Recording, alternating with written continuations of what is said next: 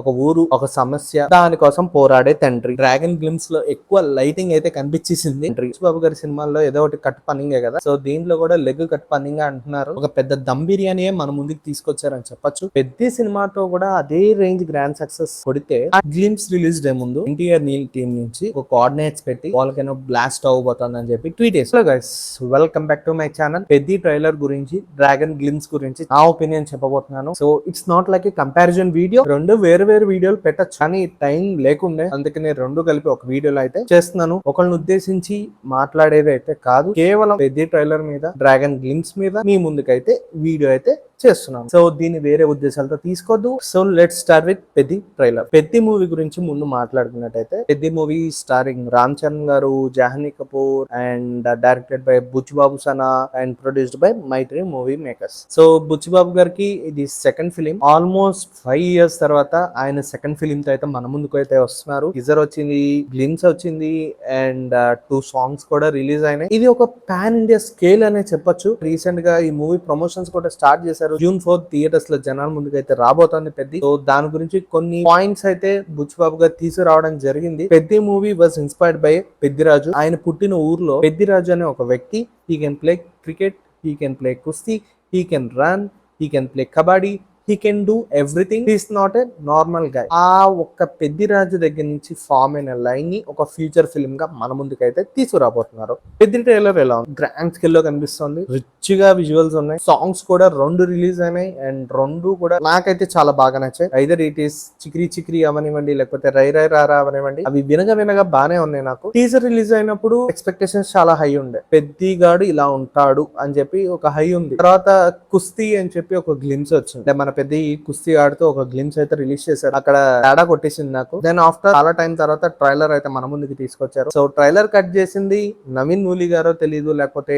Some other person తెలియదు. Trailer cut అనేది absolutely blush లా ఉంది, అస్సలు అంటే అస్సలు బాగాలేదు. ఎక్స్పెక్టేషన్స్ అనేవి టూ హై లో ఉన్నప్పుడు ఇట్లాంటి ట్రైలర్ కట్ బయటకు వదిలితే మార్కెటింగ్ చేసుకోవడానికి కష్టంగానే ఉంటది, ఆడియన్స్ గ్రాప్ చేసుకోవడం కష్టంగానే ఉంటది. ఎందుకంటే ఇప్పుడు మన తెలుగు సినిమాలన్నీ ఎలా అయిపోయినాయంటే, కంటెంట్ ఉంటే నేను థియేటర్కి వస్తా, లేకపోతే 10 రోజుల తర్వాత ఓటీటీలో రిలీజ్ అవుతుంది అప్పుడు చూసుకుంటా అనే ఒక వే ఆఫ్ థింకింగ్ కి జనాలు వచ్చేసారు. మన ప్రొడ్యూసర్ కౌన్సిల్ మీటింగ్ కూడా జరిగింది, జనాలు రావట్లేదు. వయసు ఎందుకంటే అందరూ కంటెంట్ మీద డిపెండ్ అయ్యారు. కంటెంట్ బాగుంటే వస్తాం, నీకు నచ్చిన సినిమా నువ్వు తీస్తే థియేటర్స్ కి రా, 10 రోజుల తర్వాత ఓటీటీలో ఎలాగూ రిలీజ్ అవుతుంది. ఇప్పుడు నీ సినిమాకి వచ్చి 200 పే చేసే బదులు సంవత్సరానికి 1500 పే చేసుకుంటే కావాల్సిన సినిమాలన్నీ ఓటీటీలో వచ్చేస్తాయని చెప్పి వాళ్ళు ఫీల్ అయిపోయి థియేటర్స్ కి రావడం మానేశారు. అదే టైంలో June 4th రిలీజ్ డేట్ వచ్చింది, ట్రైలర్ తీసుకొచ్చారు, రామ్ చరణ్ గారు బలంగా కనిపిస్తున్నారు, కండలు పెంచి మంచి బలంగా ఉన్నారు. బట్ ఇది ఎలా అయిపోయింది అంటే, ఆ ట్రైలర్ చూసాక ఆ బలం అనేది నాకు కనిపించలేదు. బలం చూపించారు, ఒక ఎమోషన్ చూపించారు, మల్టిపుల్ గేమ్స్ చూపించారు. అసలు ఇక్కడ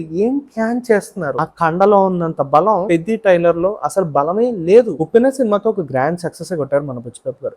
పెద్ద సినిమాతో కూడా అదే రేంజ్ గ్రాండ్ సక్సెస్ కొడితే ఆయన ఒక మోస్ట్ వాంటెడ్ డైరెక్టర్ అయిపోతాడు. ఎందుకంటే ఈ రాజమౌళి గారు, ప్రశాంత్ నీల్ గారు తీసుకొచ్చే మూవీస్ ఆ రేంజ్ ఆఫ్ స్కేల్ ని అందుకుంటేనే సినిమాలు చూడగలరు. ఇప్పుడు అందరూ రాజమౌళి లాగానే తీస్తాం, లేకపోతే ప్రశాంత్ నీల్ లాగానే తీస్తామంటే వాళ్ళు అంటే వాళ్ళు రాసుకునే డ్రామా వేరే డైరెక్టర్స్ ఇప్పుడు రాసుకోలేకపోతున్నారు. అది కూడా గమనించుకుని మీరు ఒక ఎక్స్పెక్టేషన్స్ పెట్టుకోవాలి. ఈ ట్రైలర్ అంతా చూసాక స్టోరీ ఇదో కదా నాకు తెలీదు, బట్ నాకైతే ఒక స్టోరీ లైన్ అనిపించింది. ఒక ఊరు, ఒక సమస్య, దానికోసం పోరాడే తండ్రి, ఆ తండ్రిని చంపేశాక ముందుకు వచ్చే కొడుకు. అసలు ఈ దేశం లిస్ట్ లో వాళ్ళ ఊరు ఒకటంటూ ఉంది అని చెప్పి ఎవరికి తెలియకుండా చేస్తుంటే, మన హీరో గేమ్స్ ఆడి మన ఊరికి ఎట్లాగైనా ఒక పేరుని తీసుకురావాలని చెప్పి మల్టిపుల్ గేమ్స్ ఆడి జనాల్లోకి ఈ ఊరు ఉందని తెలియాలి. ఆ గేమ్స్ ఆడి మన హీరో పలానా ఊరు చెప్తే ఆ ఊరు వాళ్ళు గర్వపడేలాగా చేస్తాడు అన్నట్టు అనిపిస్తోంది నాకు స్టోరీ అయితే. మరి చెప్పలేం, మన బుచ్చిబాబు గారు ఏమైనా సర్ప్రైజ్ పెడితే చెప్పలేం.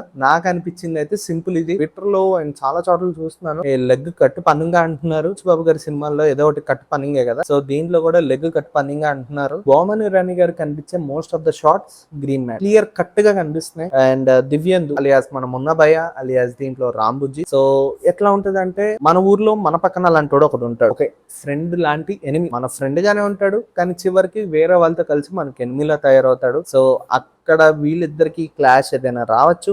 అండ్ మెయిన్ విలన్ ని కూడా అంత రివీల్ చేసినట్టు అనిపించలేదు. మరి మెయిన్ విలన్ ఎవరైనా ఉన్నారేమో తెలియదు. జాకీ కపూర్ అంటే డైరెక్ట్ ఎట్లా అంటే దేవరాలో తంగం క్యారెక్టర్ ఉంది కదా, సో ఆ తంగం షూటింగ్ అయిపోగానే కార్ డైరెక్ట్ పెద్ద షూట్స్ పదరా అని చెప్పి పెద్ద షూటింగ్ వచ్చేసి సేమ్ ఇక్కడ మరి ఇక్కడ క్యారెక్టర్ నేమ్ ఏంటో తెలియదు. సో పెద్ద షూటింగ్ వచ్చేసి యాక్ట్ చేసేసి ఫ్లైట్ లో ముంబై వెళ్ళిపోవడమే అనుకుందో ఏమో తెలియదు. కథలో బలం లేక, అది చూసే ధైర్యం లేక, దీనిపై ఆశ పెంచుకోలేక మన బుచ్చిబాబు గారి దగ్గరికి వెళ్ళి ఏమండి సెకండ్ ట్రైలర్ రిలీజ్ చేయండి అని చెప్పి అలా సైకిల్ మీద వెళ్ళిపోతూ ఉన్నా. On overall analysis movie on moral analysis on an overall analysis, ఊరి కోసం ఆట, దాని కోసం హీరో వేట, మధ్యలో టైం దొరికినప్పుడు పాట, ఇంతే సింపుల్. ఒకవేళ పెద్ద ట్రైలర్ మీరు కూడా చూస్తే ఎట్లా ఉందో కింద కామెంట్ అయితే చేసేసేయండి. And let's go to dragon glimpse. ఒక పెద్ద దమ్ బిర్యానీ మన ముందుకు తీసుకొచ్చారని చెప్పొచ్చు. గ్లిమ్స్ రిలీజ్ డే ముందు ఎన్టీఆర్ నీల్ టీం నుంచి ఒక కోఆర్డినేట్స్ పెట్టి వాళ్ళకైనా బ్లాస్ట్ అవ్వబోతుంది అని చెప్పి ట్వీట్ చేసి కట్ చేస్తే నిన్న నైట్ 11:52 కాకుండా 11:30కే